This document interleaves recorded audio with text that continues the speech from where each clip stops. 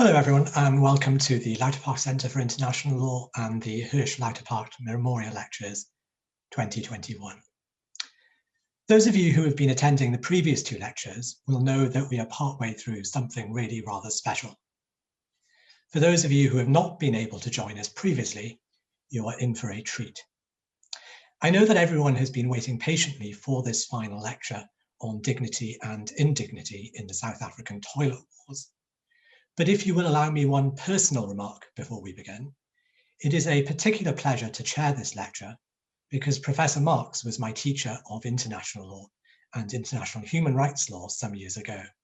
And it was she who showed me that it was possible to have a career in international law, for which I am enormously grateful.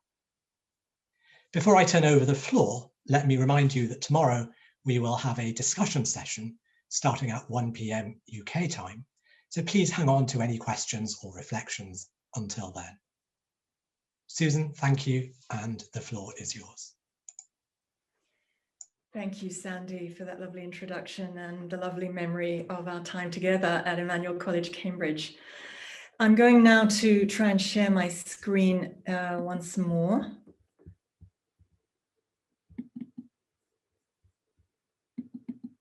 So hopefully you can see the first slide there.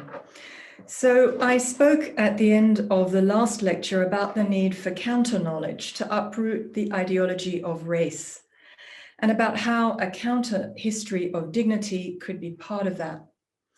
In the larger project to which these lectures relate, my attempt at a counter-history of dignity will unfold in several parts. The first part will look at certain events in mid-19th century Australia. The second part will consider developments of the early 20th century in India. You'll have to read my eventual book to find out what I have to say about those times and places. Tonight, I present a third part, which is concerned with phenomena of our own time somewhere else. What does dignity mean in the 21st century? For many people today, an everyday experience that raises the issue of dignity literally every day is going to the toilet. As the slogan of one campaign puts it, sanitation is dignity. And here you see an image from a photographic exhibition that was part of a campaign mounted by a European NGO. There's another couple of images from that same exhibition. Sanitation is dignity. Of course, sanitation is also health, safety, and much else besides. Yet even the most cursory glance at relevant materials will reveal that dignity looms large in the matter of toilet access. There exist struggles around dignity and sanitation in all countries of the world. In this lecture, we look at a country where those struggles have been exceptionally fraught, or at any rate, exceptionally conspicuous in recent decades, South Africa. An upper middle income country in World Bank terms, South Africa combines rich world living standards with conditions that involve serious development deficits. It is consistently ranked as one of the world's most unequal societies. This is widely recognized within the country. For example, a recent official report on national inequality trends takes as its starting point the extremely high and remarkably persistent character of South African inequality. Despite many efforts by government to reduce inequality since our democratic transition in 1994, the report comments, progress has been limited.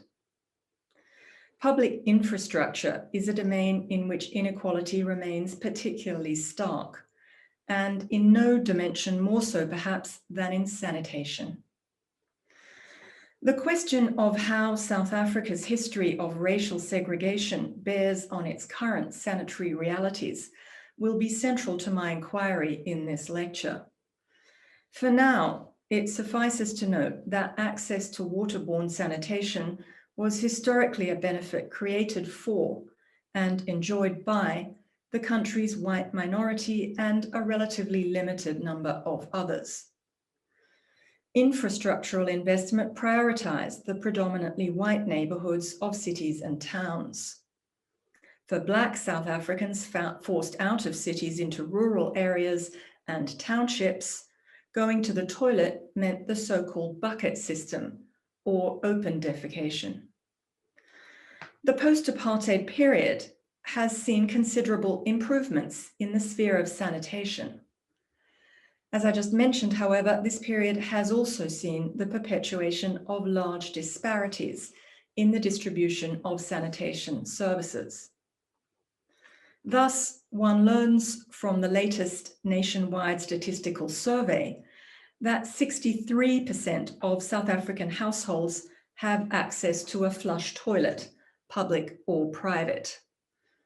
Unfortunately, my slides are slightly obscured by Sandesh and myself, so I can't see the final column there, but I think the 63% I calculated by adding together the two top figures relating to the flush toilet connected to public sewage and the flush toilet connected to a septic or conservancy tank.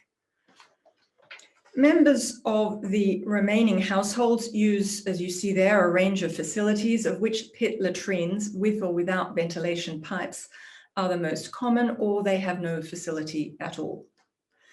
In just over 1% of cases, corresponding to 186,000 households, the bucket system continues to be used. The statistical survey further shows that pit latrines, along with chemical toilets, the bucket system, and open defecation, are overwhelmingly a feature of informal dwellings and of Black households. Almost no white households do not have access to a flush toilet. By informal dwellings is meant here shacks or shanties situated in backyards and in informal or squatter settlements, that is to say, settlements to which the inhabitants have no formal legal claim. To refer one final time to the statistical survey, 12% of South African households occupy informal dwellings, and dwellings of that sort are most commonly found on the periphery of the country's largest two cities, Cape Town, where 19.6% of households live in informal dwellings, and Johannesburg, where 19.1% live in informal dwellings. My discussion this evening will take us to both those cities and their peri-urban informal settlements and apartheid-built townships. It will also take us to a third city, Durban, where municipal planners have gained a reputation in recent years for innovation in the delivery of sanitation services. We will follow efforts by poor communities to secure better sanitation through resort to a variety of tactics, including, but not limited to, legal proceedings against public authorities. Such litigation relies on a raft of legislative enactments and standard-setting policies that have been adopted in the years since 1994 relating to water and sanitation services. The litigation also relies on the South African Constitution of 1996, with its celebrated protection of socio-economic rights and its celebrated provisions concerning human dignity. Under Section 27(1) of the Constitution, everyone has the right to have access to sufficient water. Under Section 26(1), everyone has the right to have access to adequate housing. Under Section 1, equality is among the foundational values of the state. And Section 9(2) specifies that equality includes the full and equal enjoyment of these and other rights. Human dignity is also among the foundational values proclaimed in Section 1. Under Section 7(1), the Constitution's Bill of Rights is said to affirm that value. Section 10 then declares that everyone has inherent dignity and the right to have their dignity respected and protected. Together, these provisions have been understood to entail that dignity is both a foundational value to be promoted and a justiciable and enforceable right. In an early judgment of the South African Constitutional Court, Justice O'Regan made the often quoted observation that the recognition and protection of dignity is the touchstone of the country's new political order. Indeed, dignity has a prominent place in South Africa's transitional justice discourse. It was, for example, part of the mandate of the Truth and Reconciliation Commission to restore, as it said, the human and civil dignity of the victims of gross violations of human rights under apartheid by, in the founding documents' words, granting them an opportunity to relate their own accounts of what had happened to them. Whether, how, and to what extent dignity was or could be restored through this process is, of course, a matter of ongoing contention. Nadine Gordimer seems to have anticipated something of the problem in her novel July's People. Published in 1981, the novel is set in a future South Africa. It imagines a violent end to apartheid. As civil war rages, a white couple, Bamford and Maureen Smales, and their children flee Johannesburg with their black servant, whom they call July, traveling with him to his village and living there under his protection. The couple are liberal people who believe they have treated their servant with dignity. One aspect of this has to do with sanitation. We learn that in the Smales family house, July had his own bathroom with, quoting from the novel, a bath, white china lavatory, everything. Over the course of the novel, a series of confrontations occur between Maureen and July that eventually compel Maureen to realize that from July's perspective, to be dignified for her meant nothing. His measure as a man was taken elsewhere. Pertinently for this lecture, sanitation could not be dignity in conditions of servitude. But if the man, whose real name in the novel is Mwawate, had access to a flush toilet only for so long as he remained a servant, what view will he take once he becomes a constitutionally equal citizen? I spoke a moment ago of efforts to secure better sanitation, but in beginning now to go into this aspect of recent South African history a little more deeply, I should clarify that sometimes the issue has been to preserve existing levels of access to improved sanitation. Here I want to refer to the case brought to court in 2006 of Mazibuko and others versus the city of Johannesburg and others. The applicants in this case were 5 residents of Piri, a township in Soweto, established in the early years of apartheid and still with an almost entirely Black population. And their claim related to certain changes that had been implemented affecting the supply of water to their homes. The respondents were the city of Johannesburg, within the local governance of which Soweto was incorporated in 2002, and 2 other entities with responsibility for water supply. Until 2004, the applicants, in common with others living in Piri and in Soweto more generally, had received an unlimited supply of water for which they were charged a flat rate based on deemed consumption. It seems that credit control was not strict, householders were routinely in arrears with their payments, and the flat rate was in any event too low to recover the cost of actual consumption across the area. In keeping with global trends, the water authorities decided to move to a more commercially functional system. Residents of Piri and other parts of Soweto were given the option of having their in-house water disconnected and getting water from external standpipes or whatever other external source they could find, or having prepayment meters installed. Some residents initially took the first option, but the hardships involved led almost all eventually to accept the installation of prepayment meters. Under the traditional metering system used in wealthier and predominantly white parts of Johannesburg, water was provided on credit, and households were given notice and an opportunity to make representations before supply was cut off. In contrast, the prepayment metering system delivered a fixed amount of so-called free basic water, and when that ran out, the water supply was automatically cut off until the next month, unless additional water credits were purchased. The free basic water allowance was 6,000 litres per household per month, reckoned as 25 litres per person per day in a household of 8. So that's number 1 in my sheet on your screen. I'll come back to the question of household sizes a bit later in this lecture. Like many of those affected, the applicants in this case could not survive on that amount, but did not have the money to purchase any or sufficient additional water credits, which were charged according to a relatively steep rising tariff. As a result, their water stopped before the end of each month, and they then had to wait days, or quite commonly weeks, for reconnection.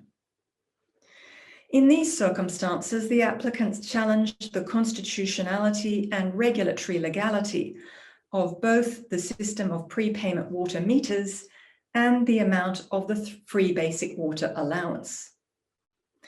They sought a declaration that they and others in Piri on whose behalf they brought this class action were entitled to 50 litres of water per person per day, an amount that corresponded to 12,000 litres per household per month, when calculated on the same basis as the 6,000 litre allowance that had been set, in other words, number 2 on your screen. At first instance, Justice Soka upheld the applicant's challenge and made the declaration they sought.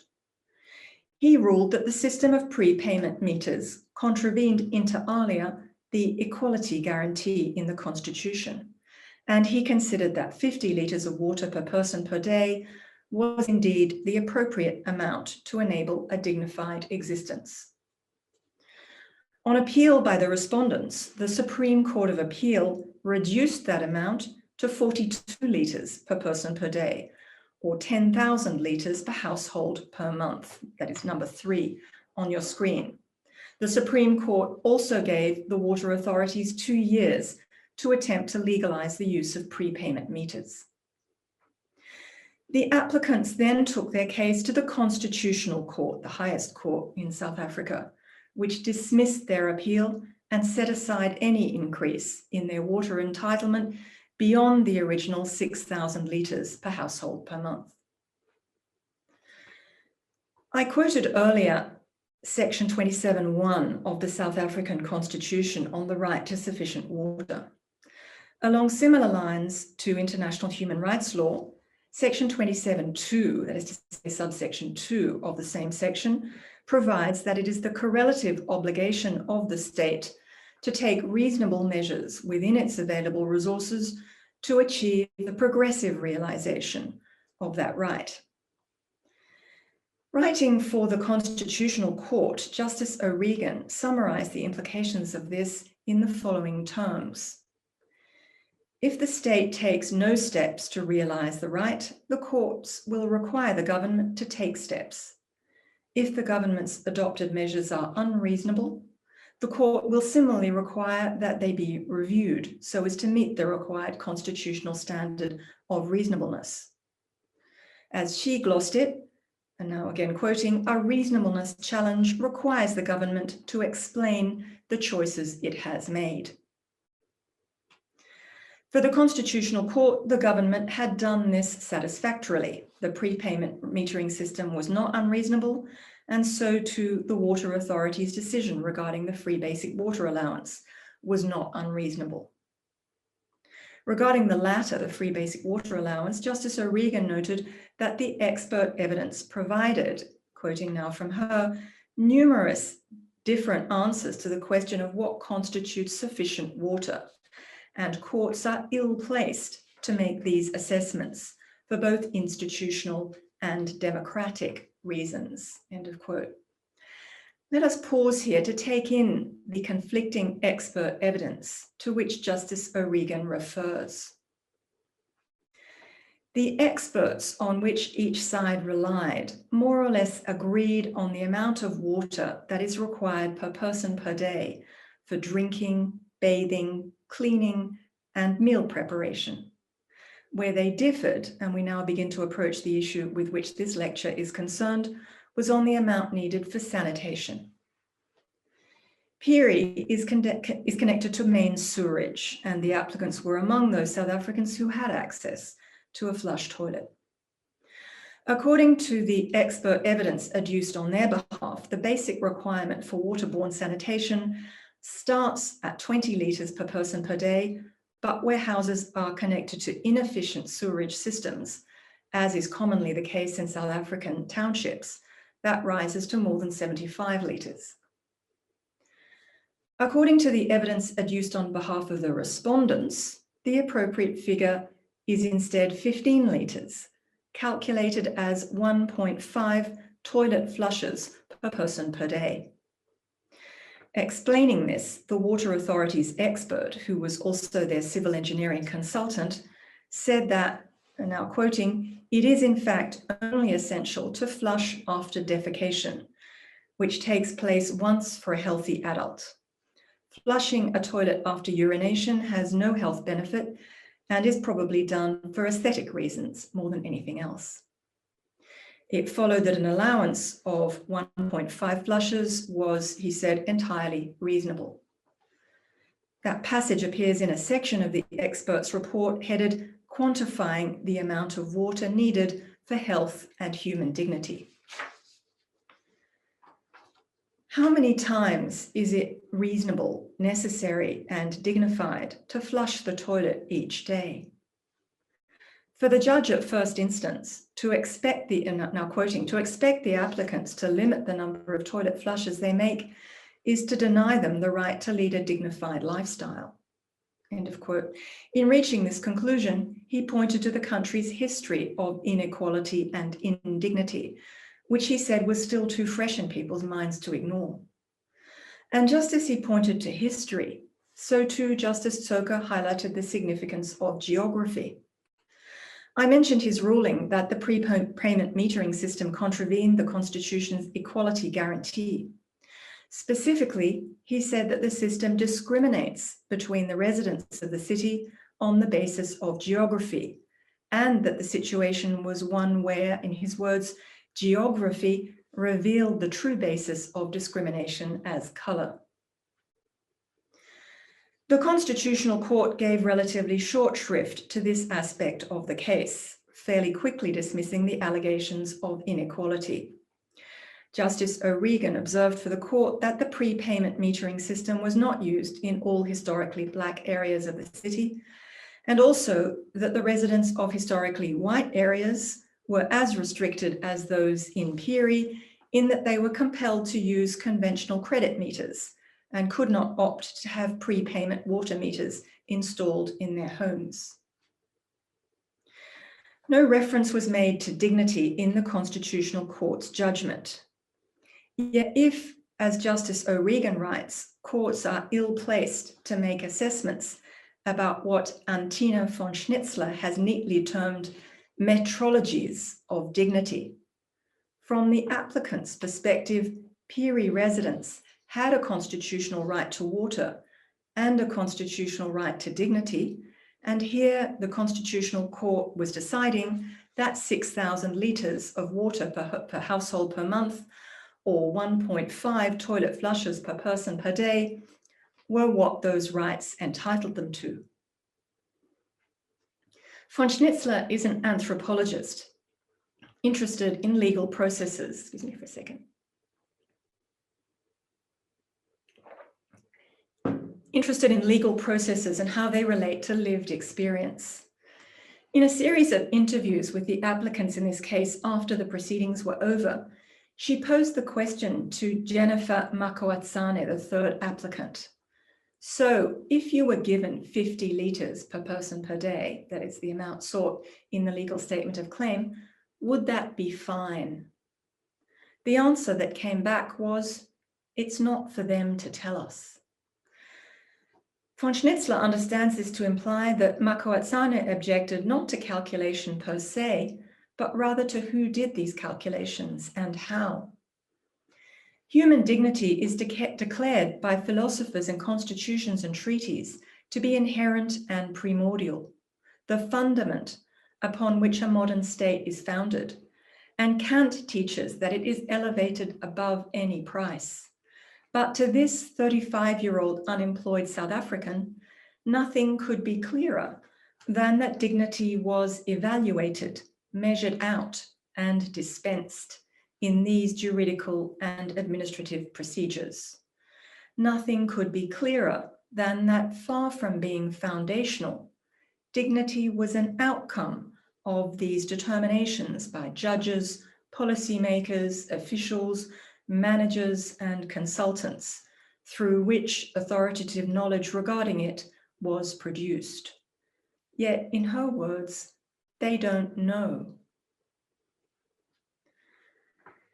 In a moment, we will move from Johannesburg to Cape Town, but just before leaving the Mazibuko case, I want to touch on an episode that occurred slightly before the case was heard by the Supreme Court of Appeal. On the 12th of February 2009, a group of women staged a march through downtown Johannesburg in support of the 5 residents' legal challenge. According to a statement by the organizer of the demonstration, women without water and sanitation are as good as dead and have no dignity. There were banners with messages like "Sanitation equals water is dignity for women," and "Stop the war on," "Stop the war on women's bodies." And it is reported that some of the women wore unwashed, blood-soiled or red-stained underwear on top of their clothes. Interviewed by a journalist, one demonstrator said, "We are marching because we are dirty." In the legal proceedings, as von Schnitzler describes, the applicants had been obliged to develop a narrative that focused on the exposed body and its needs, making their case dependent on foregrounding their vulnerability, injury, and shame, testifying to how, for example, the problems caused by the prepayment meters and the 6,000-litre allowance became more acute when residents menstruated, in that, to quote from the record of evidence, "During this time, I would feel very embarrassed should a male person use an unflushed toilet behind me." In this demonstration, by contrast, gender-based indignity was mobilized and performed in a way that re-signified shame. As Karen Zivi also reflects, these demonstrators turned notions of female impropriety against the state.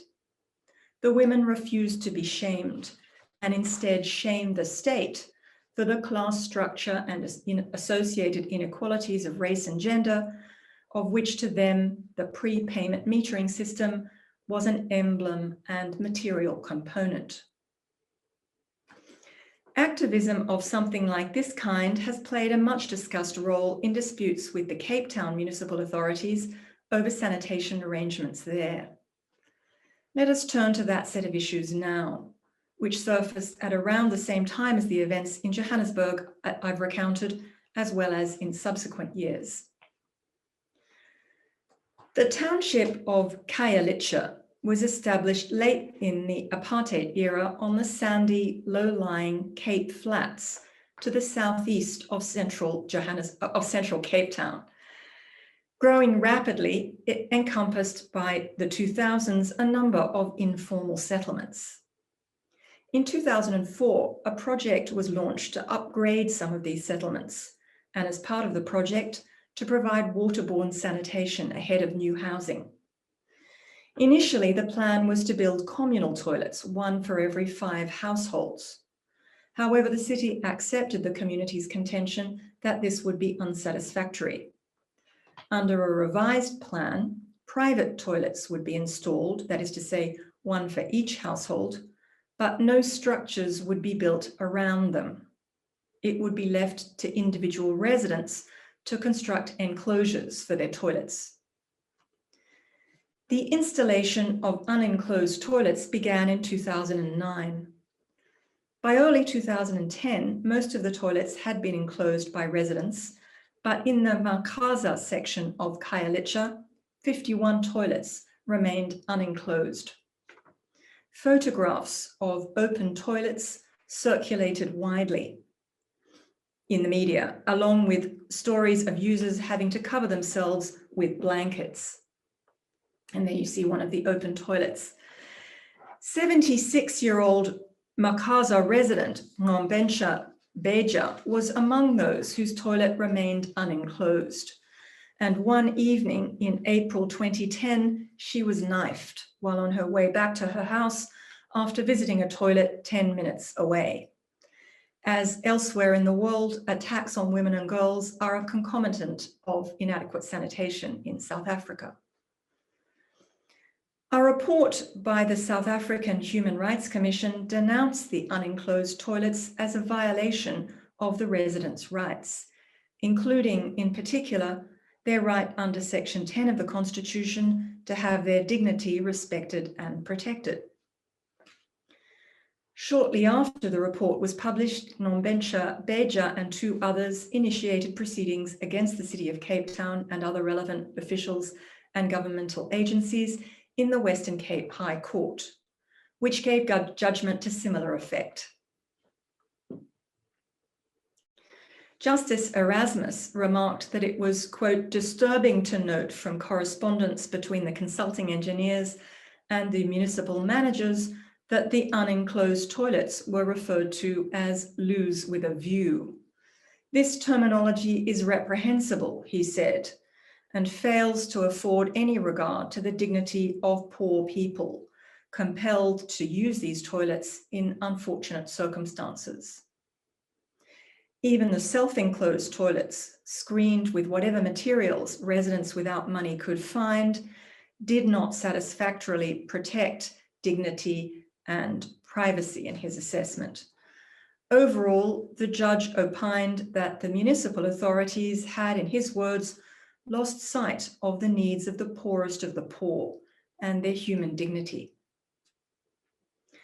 Upholding the applicant's claims, he held that the respondents had violated the residents' constitutional rights, and he ordered the city to enclose or re-enclose all 1,316 toilets that formed part of the sanitation project. Stephen Robbins comments that prior to this point, now quoting, the shocking sanitation conditions in South African informal settlements seldom made it into the mainstream media or national political discourse. Thanks to the spectacular image of the open toilet, the conditions were created for the framing of sanitation as a matter of broad public interest, and hence a concern for politicians, activists, journalists, citizens, and as we have seen, human rights commissioners and judges.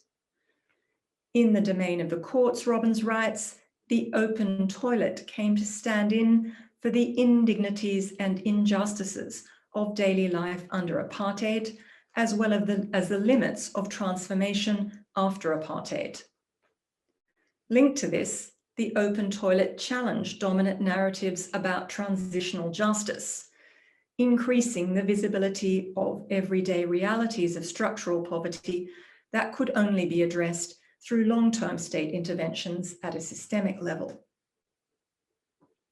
That said, Robbins also comments that Justice Erasmus's language in the Beja case was easily assimilated into an official script that reenacted the commitment of the caring post-revolutionary state, a state which affirmed the dignity and equal worth of all South Africans and had no truck with contemptuous engineers and managers disposed to make light of the sufferings of the poor.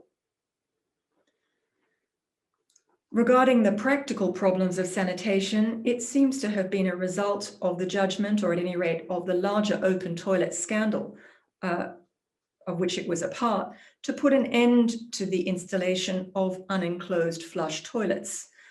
Though, as would soon become clear, Cape Town's toilet wars were only just beginning. A further episode erupted in 2013 and related to another scheme of sanitation in Khayelitsha informal settlements, the provision of portable toilets in cubicles. There you see them from the outside, and here you see one from the inside. Presented as a temporary measure, these had been in place in some areas for many years. Portable toilets require chemicals and frequent emptying, but there were problems with the arrangements that had been set up for dealing with that. Unwilling to use toilets that were commonly in an atrocious state, many residents, not perhaps reflected in that image, but there were others I could have chosen. Many residents resorted to the use of makeshift pits, plastic bags, or toilets belonging to relatives or friends some distance away. To draw attention to this situation, a campaign of direct action was initiated that saw the contents of portable toilets deposited in a number of public places. Feces was thrown onto the steps of the provincial parliament, onto the entrance of a governmental building, onto officials passing cars, onto a busy motorway, and the target that apparently garnered the most publicity, onto the main terminal building of Cape Town International Airport. City centre demonstrations were also held, at which demonstrators came with portable toilets and sat on them and waved around cardboard cutouts of toilet seats, as you see in that slide. Beyond the courtroom dramas of the exposed body and its needs, what thus unfolded at this time on Cape Town streets was a parody of abjection, an ironic performance of indignity that, as in the Johannesburg Women's March, re-signified shame and threw it, now literally in the form of excrement hurled from portable toilets back at the state. Nadine Botha has written about the passage of the portable toilet from camping accessory to protest totem. She explains that the first patent for a portable toilet was filed by Thetford Corporation of Ann Arbor, Michigan in 1969. Thetford portable toilets, along with another brand, are those used in Khayelitsha, though apparently there is no mention in the company's publicity material of bulk sales to the city of Cape Town.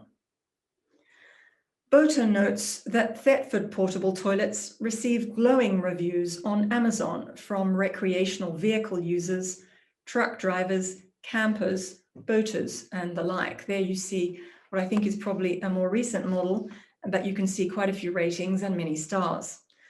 As Botha observes, however, occasional use of well-maintained portable toilets by people with access to a conventional toilet in their regular lives is one thing. Daily use of poorly maintained portable toilets over many years by large families whose only other sanitation options are as bad or worse is quite another. Shannon Jackson and Stephen Robbins point to the simple urgency of too many South Africans living too close to their own waste. At the same time, the Khayelitsha portable toilets are elements in a pattern of social exclusion that renders residents of informal settlements themselves a kind of waste. Connecting this with Cape Town's longer history of racial and spatial ordering that from early colonial times conflated the original inhabitants with contaminating waste and expelled them outside the city limits, Jackson and Robbins tell of a potent semiotics of waste and of excrement as a weapon of political reversal. Through the actions of these toilet warriors, the undignified sights and smells of the periphery were being brought to, flung at, released in, and crucially, made belongings of the privileged center. Why were prepayment water meters installed in Piri? Why were toilets provided in Makaza without walls?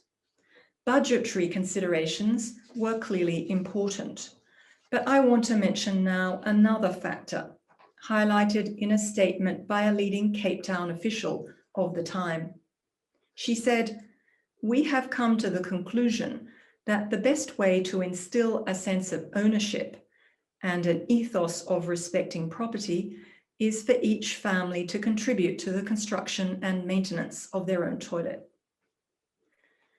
Residents of Makaza and adjacent informal settlements were being left to build their own enclosures, at least in part, because this encouraged, in her words, self-reliance and initiative.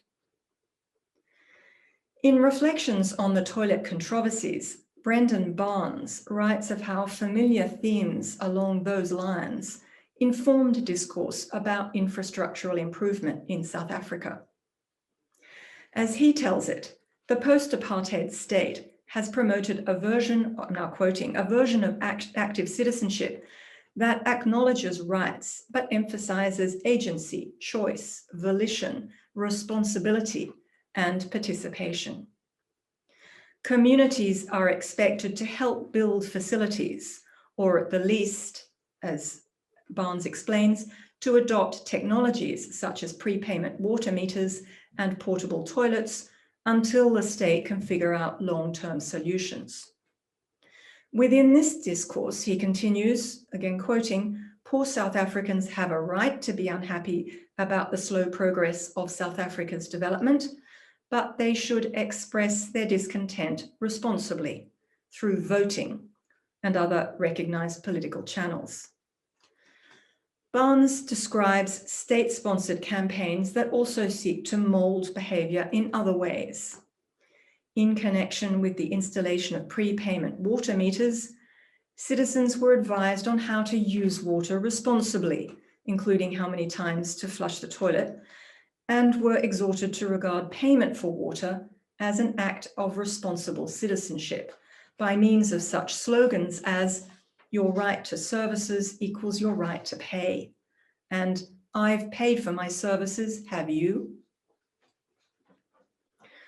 From this perspective, prepayment water meters, toilets without enclosures, and portable toilets are not just modes of sanitation, deficient modes of sanitation. They are moral pedagogical devices, to use Barnes's phrase, that provide instruction in what it is to be a good citizen.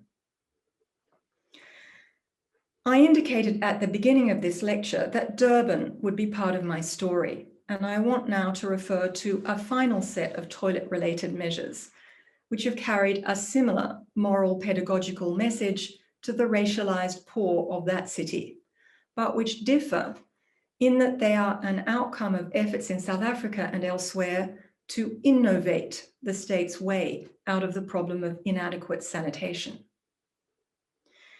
During the 2000s and 2010s, the Durban water authorities rolled out 2 types of dry toilets for use in rural and peri-urban areas not connected to its sewerage system: ventilated improved pit or VIP toilets and urine diversion or UD toilets. VIP toilets were originally invented in the 1970s by a research laboratory in what was then Rhodesia. These modify the standard form of pit latrine through the addition of a vertical ventilation pipe designed to reduce odors and inhibit the breeding of flies. UD toilets are a much newer and more sophisticated technology involving sealed units, which divert urine into a separate compartment so that feces can dry out more quickly and be more readily disposed of. In keeping with the ethos of responsibilization just mentioned, UD toilets are self-maintained toilets.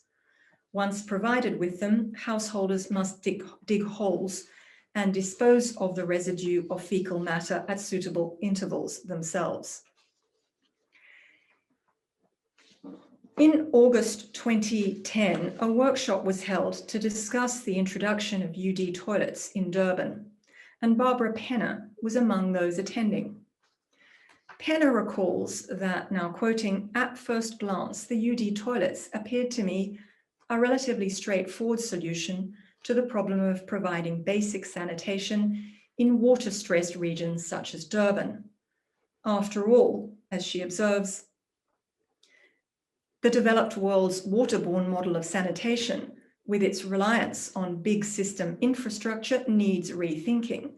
And not only for reasons of cost, water scarcity is only getting worse due to climate change." But the Durban scheme had encountered considerable community resistance.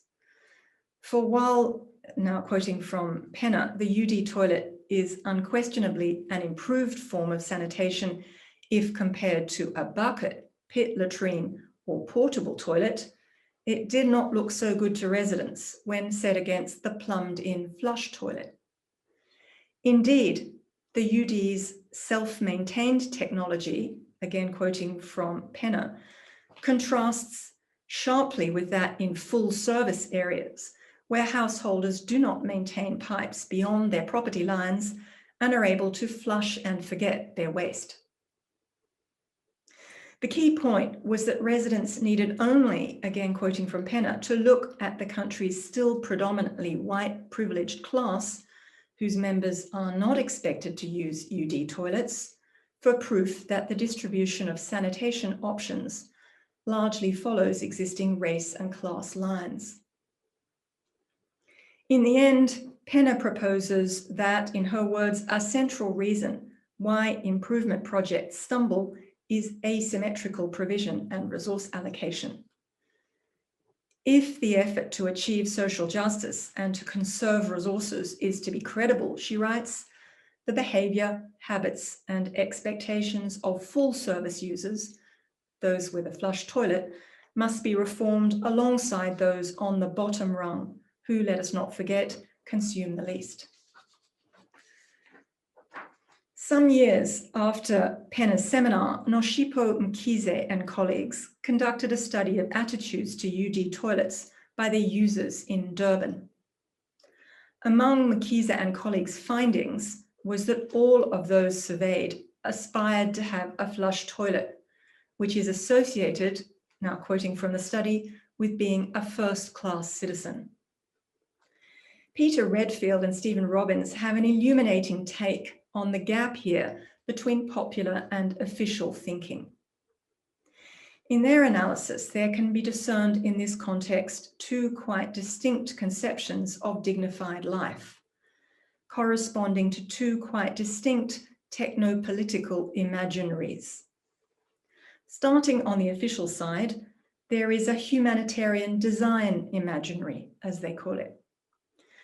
I've been speaking about UD toilets, but in fact, this is one of many attempts in recent decades to develop new forms of dry toilet, especially for low and middle income countries where infrastructure is scant and significant proportions of the population lack adequate sanitation. Underpinning these attempts is the claim that the flush toilet, however originally progressive and still valuable, fails to meet global needs. In 2011, the Bill and Melinda Gates Foundation launched a Reinvent the Toilet Challenge.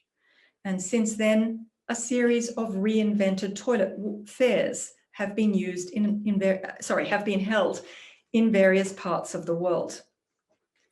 If you visit the website of a design consultancy called Bridge Factory, you will see pictures and a description of a toilet that won first prize in another humanitarian industrial design competition relating to sanitation. No prizes, however, for guessing the name of that toilet. The Dignity toilet is, as you see, an attractive lime green and white molded plastic object reminiscent of a piece of modernist furniture, and is said to provide sealed sanitary storage for solid waste for 3 people for approximately 7 days. Parenthetically, you may recall my mentioning that the prepayment meter calculations in Piri were based on a household size of 8. Whether it was appropriate to allocate free basic water per person or per household was a matter of considerable contention in the Mazibuko case. But it's worth noting in the present context that the judge at first instance made a finding of fact that the average household size in Piri was actually around 16. These are often multi-family households with a main house and additional informal dwellings on the same site. At least at the time that case was heard, when so many families had been ravaged by AIDS, they were also households in which children had been left without parents and were being brought up by grandmothers and aunts. Anyway, back to the Dignity toilet. After the 5 or whatever day period, the toilet is removed from its dock and taken to a predetermined communal area where its contents are manually augured, which I understand means bored down into the soil for decomposition. Bridge Factory's promotional material bills the Dignity toilet as a product that inspires pride in its owners, not a disposable commodity. It's this way of approaching things that constitutes what Redfield and Robbins term the humanitarian design imaginary. In their words, for the designers, dignity is a question of technology and the aesthetics of individual experience. End of quote. Humanitarian designers and their utilities sector customers conjure dignified living through innovative sanitation solutions that combine clever engineering with careful attention to design, and one might add marketing. To this, Redfield and Robbins counterpose another different imaginary, according to which dignity is instead a political issue and problem of social justice. This social justice imaginary is reflected in the events I've mostly been narrating in this lecture, and in the findings of Mkize and co-authors about attitudes to UD toilets in Durban. Central to its way of approaching things is a belief that the question of dignified living cannot be addressed without reference to history and its legacies in the present. Whereas the humanitarian design imaginary largely floats free of any specific legacy of the past, except the invention of the water closet itself, the social justice imaginary invokes an intimate history of racial and gender injustice with notable geographical dimensions. To be sure, the intimacy of the toilet and what goes on there also has a history and a geography, not to mention, for some theorists, a psychology. The humanitarian design imaginary and the social justice imaginary coexist in a world shaped by those developments. Where the social justice imaginary departs is in holding that dignity in the sphere of sanitation is not just a technological challenge, however much it may also be that, and still less is it just a promotional and branding matter. It's a problem of structural inequality. Social Justice Coalition is a Cape Town-based NGO active in the area of sanitation. On the 21st of March 2010, the organization staged a protest, which they called the Long Walk to Human Dignity. The protest involved members forming a long snaking queue for a public toilet in the wealthy Cape Town district of Sea Point. One reads on the organization's website that in this area, as in other affluent suburbs, public toilets are cleaned and maintained regularly by a dedicated caretaker. They are well lit and they're monitored frequently by security personnel. This is in stark contrast, we read, to the public toilets in Khayelitsha, which are unsafe, never cleaned or maintained, nor provided with the luxuries of toilet paper or a simple toilet seat. The Long Walk to Human Dignity alludes, of course, to Nelson Mandela's autobiography, Long Walk to Freedom. In a famous passage of that book, Mandela writes of how prison and the authorities conspired to rob him of his dignity, and of how that, paradoxically, assured that he would survive inasmuch as Any man or institution that tries to rob me of my dignity will lose, because I will not part with it at any price or under any pressure. It's a noble and appealing sentiment, but the long walk to human dignity refocuses on indignity and its persistence after and notwithstanding liberation. At the level of ordinary life, the long walk to human dignity reminds us of the indignity of being deprived of access to a clean and safe toilet, along with the indignity of being deprived with a toilet that preserves your status as a second-class citizen, the indignity of being precluded when you have a flush toilet from using the flush with the frequency you deem necessary, and the indignity of knowing that such is the social systemic order under which you live, that privileged South Africans, spared these experiences, rob you of your dignity each and every day. In the same transitional decade as Long Walk to Freedom came out, J.M. Coetzee's novel Disgrace appeared. It tells the story of David Lurie, excuse me for 1 second,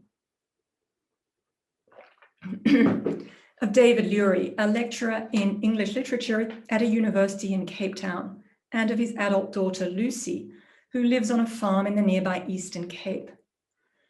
After many vicissitudes, David and Lucy have a discussion about Lucy's future. Something terrible has happened to her, and she has decided that she needs to make a new start, and that in doing so, there is a particular course of action she must follow, which involves humiliation and self-denial, and seems completely at odds with her interests and welfare. When David expresses dismay, this is how Lucy responds. Yes, I agree it's humiliating, but perhaps that's a good point to start from again. Perhaps that is what I must learn to accept, to start at ground level with nothing, no cards, no weapons, no property, no rights, no dignity. Disgrace is often read as an allegory of post-apartheid South Africa and a critique of the truth and reconciliation process that was ongoing at the time it was written. Lucy is a white South African, and here Coetzee is having her express the belief that dignity, at least as she has known and enjoyed it, must be renounced as part of the same political and social order that brought South Africa cards, weapons, property, and rights. We might understand that catalogue to imply the intersection of white supremacy symbolized by the identity cards of the apartheid era, violent subjugation, weapons, economic exploitation, property, and legally protected privilege rights. A fantastically complex novel, Disgrace does not, I think, purport to resolve the unsettling issues it raises. Regarding dignity, one thing it does clearly signal, however, is that confined to the realm of abstract metaphysics, the issues are not. We have seen in this lecture how dignity and indignity have played a part in disputes over inequality and sanitation in post-apartheid South Africa. Starting with Gaudimer's July, of whom Maureen finally learns that to be dignified for her meant nothing, we have seen how dignity has been variously quantified, allocated, parodied, imagined, owned, and renounced. I want to end now with reference to an event in the larger struggle within which these disputes find their place. It is well known that the Rhodes Must Fall campaign emerged in early 2016 in connection with a long-standing demand to have a bronze statue of the mining magnate and leading colonial governor and ideologue Cecil Rhodes removed from the campus of the University of Cape Town. Erected in 1934, the statue stood on a high plinth at the foot of the steps leading up to the university's convocation hall, where ceremonial occasions are held. And it depicted Rhodes seated and with a contemplative air. The university authorities eventually hired a crane to take it away on the 9th of April 2015. For its part, Rhodes Must Fall went on to catalyze and energize a project of decolonial activism in higher education, cultural heritage, and everything else, both in South Africa and around the world. What may be less well known is how this great movement began. On the 12th of March 2015, one Chumani Maxwele, a 30-year-old fourth-year political science student, stood beneath the statue of Rhodes and with all his force flung up at it the contents of a portable toilet, which he had carried to the campus in a minibus from his home in Khayelitsha. Addressing the assembled crowd, he is reported to have declared, "There is no Black collective history here. Where are our heroes and ancestors?" It was a powerful point about practices of memorialization and how they are marked by the lingering stench of empire. But in a later interview, Maxwele explained that there was also something else he wanted to communicate. He said that he threw feces at the statue to highlight our shame. "We want white people to know how we live," he told the interviewer. "We live in poo. I am from a very poor family. We are using portaloos, portable toilets. In order for me to bring evidence, I have to give Cecil John Rhodes a poo shower, and whites will have to see it." Thank you very much. Professor Marks, on behalf of the Lauterpacht Centre and the audience over the last 3 days, thank you so much for a really terrific, thought-provoking, fabulous set of lectures. Thank you. And we look forward to our discussion tomorrow, which will begin at 1 p.m. See you all then. Goodbye.